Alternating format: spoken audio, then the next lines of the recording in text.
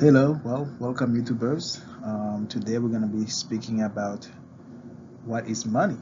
Uh, I know the topic sounds a little bit silly.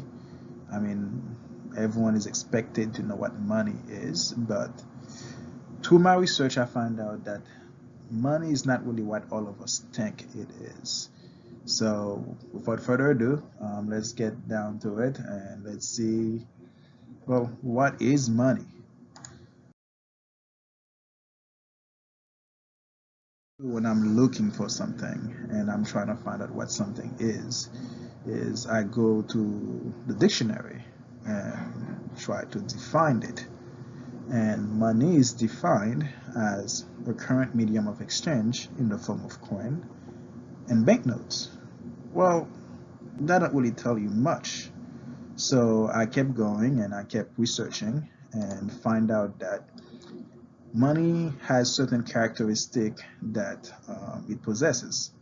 So all things that are defined as money are supposed to have those characteristics, such as fungible. Fungible means that one piece equal to the next. Divisible. It means that you can divide it into multiple small or big pieces. Durable. It's not just gonna evaporate into thin air. It has substance. It's gonna last. It's portable. You can carry it, so you can use it as money. And last but not least, it's a store of value. I made that one a little bit bigger because we're gonna spend some time talking about this later on. It's a very, very important concept.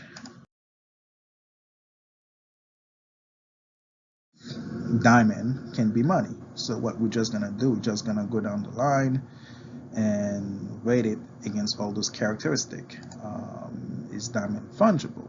Well, no, diamond is not fungible because one diamond does not equal the same value as another diamond.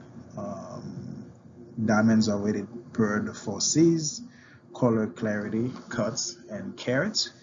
And since they are not equal in value, it cannot be deemed as money.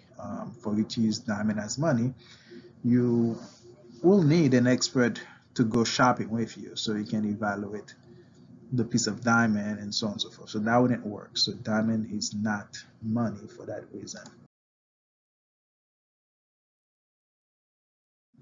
Can oil be money? Well, let's put it down the test. Is oil fungible?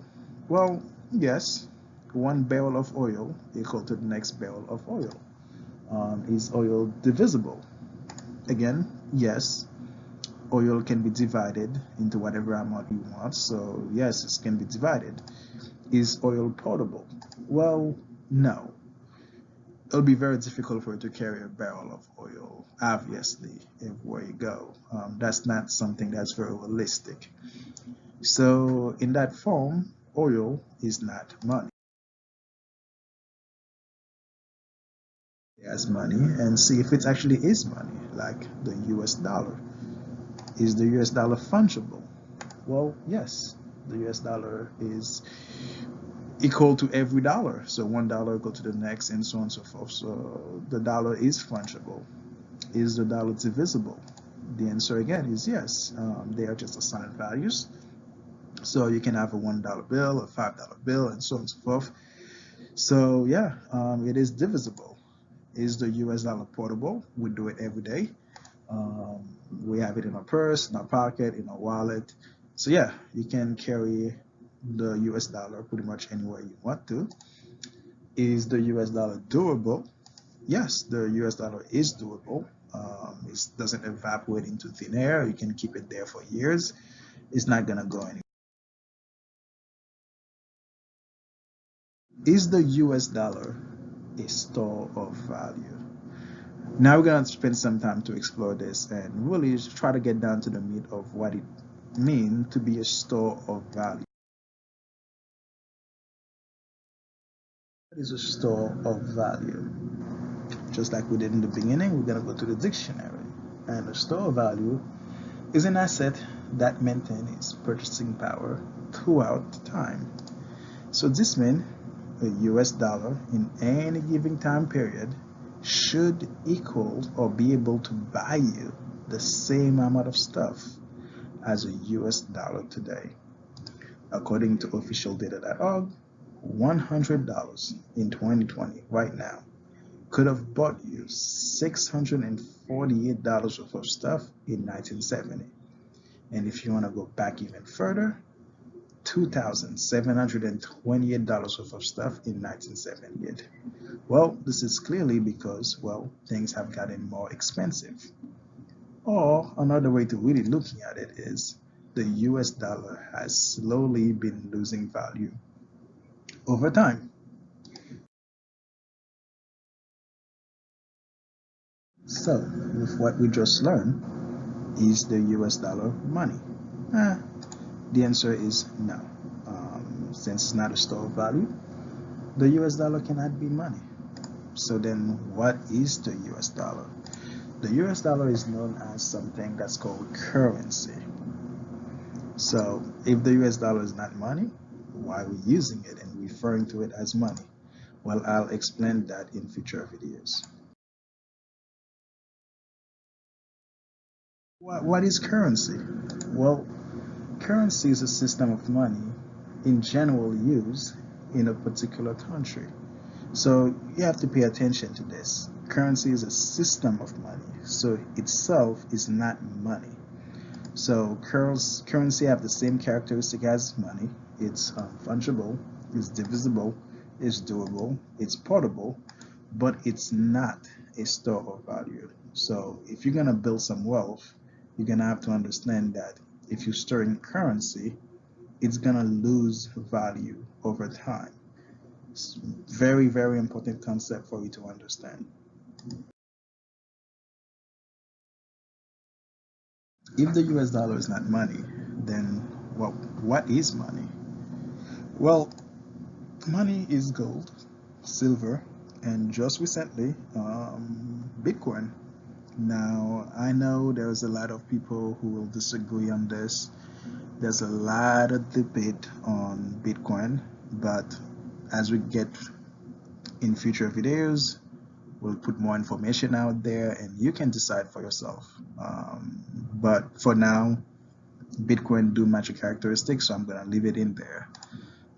Gold and silver, well, they don't need any introduction. They've been around since 6th century BC, and they provide stability to every country that use it as money.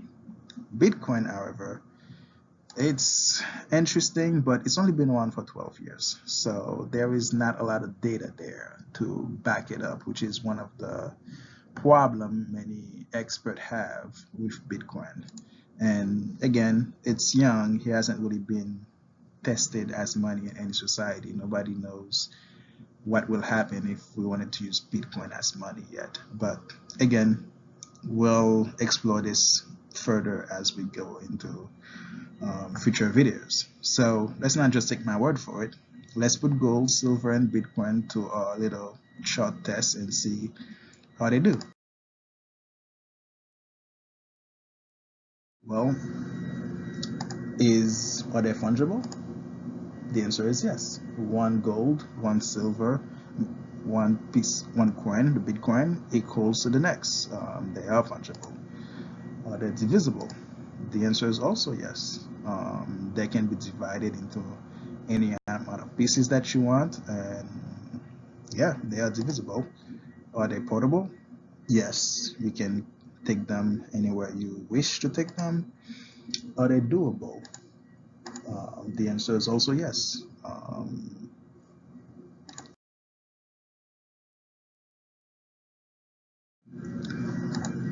Are they store of value? And the answer is also yes for gold and silver, because they've been holding values since 6th century BC.